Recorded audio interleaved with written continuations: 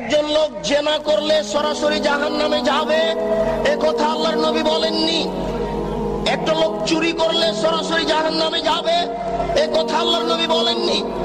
পিতামাতাকে গালি দেওয়া পৃথিবীর দ্বিতীয় মহাপাপ, পিতামাতার অবাধ্য চলা পৃথিবীর দ্বিতীয় মহাপাপ। এরপরেও যদি মানুষ পিতামাতার অবাধ্য চলে, সরাসরি লোকটা জাহান্নামে যাবে, এ কথা আল্লাহর নবী বলেননি। আল্লাহর নবী প্রথম দুই বাক্য বলার পরে তৃতীয় বাক্য বলে আগের দুই বাক্য ঠেকিয়ে দিয়ে বলছেন, কেউ যদি আমার দিকে কোনো কথা ধাবিত করে, সেই কথা যদি আমার না হয়, তাহলে তার থাকার জায়গা জাহান্নাম। এবার আপনার সাথে আমার কথা, আপনি যেদিন ক্লাস 2-এ পড়েছিলেন, সেদিন একটা গল্প পড়েছিলেন। নবী যে রাস্তা দিয়ে হাঁটতেন, একজন বুড়ি সে রাস্তায় কাঁটা পুঁতে রাখতো। নবীর পায়ে কাঁটা ফুটলে বুড়ি খুশি হতো। একদিন দেখলেন নবী রাস্তায় কাঁটা নাই। তিনি ভাবলেন বুড়ির কিছু হয়েছে। তিনি বুড়ির বাড়ি গেলেন, দেখলেন সত্যিকারই অসুস্থ। তিনি পরিচর্যা করলেন, বুড়ি ভালো হয়ে গেল। ঘটনা যে মিথ্যে? জি না। আমার হায়াত পর্যন্ত সময় থাকলো আমার দিনী ভাইদের উপরে, আপনার হায়াত পর্যন্ত সময় থাকলো আপনি আমার হায়াত পর্যন্ত এর সত্যতা প্রমাণ করতে পারবেন না ইনশাআল্লাহ। নবীর নামে মিথ্যা কথা বলা হয়েছে। গাছ লাগান, পরিবেশ বাঁচান, নবী নিজ হাতে গাছ লাগিয়েছেন, মিথ্যা কথা। এই দেশের মাটিতে প্রায় 3 লক্ষ বানানো হাদিস আছে।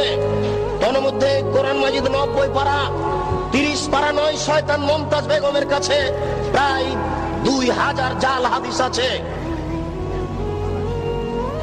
ধর্মকে বিকৃত করার জন্য লক্ষ লক্ষ হাদিস মানুষ তৈরি করেছে।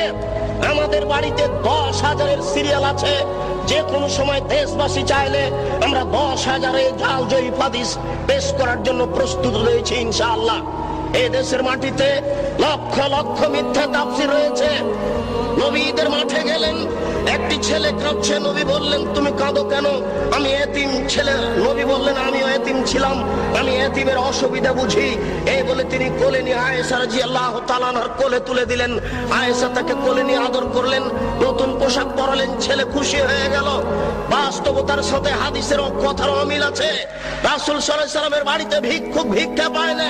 বহু ভিক্ষুক ফিরে গেছে, তার বাড়িতে ভিক্ষা দেওয়ার কোনো ব্যবস্থা নেই। সেই বাড়িতে নতুন পোশাক থাকলো, এটাই বা হয় কি করে? সাথে সাথে আর কোনো প্রমাণ নাই। নবীর নামে কথা মিথ্যা ছড়ানো হয়েছে। তারই ভিত্তিতে আপনারা ঈদের নামাজে নতুন পোশাক পরার জন্য প্রস্তুতি গ্রহণ করেছেন। আপনার স্ত্রীর বিশখান শাড়ি শোকেজে থাকার পরেও ঈদের দিন নতুন শাড়ি কেনার জন্য জোরালো প্রস্তাব পেশ করেছে আপনার সামনে। এটা মিথ্যা তথ্য, মিথ্যা শরীয়ত চলছে।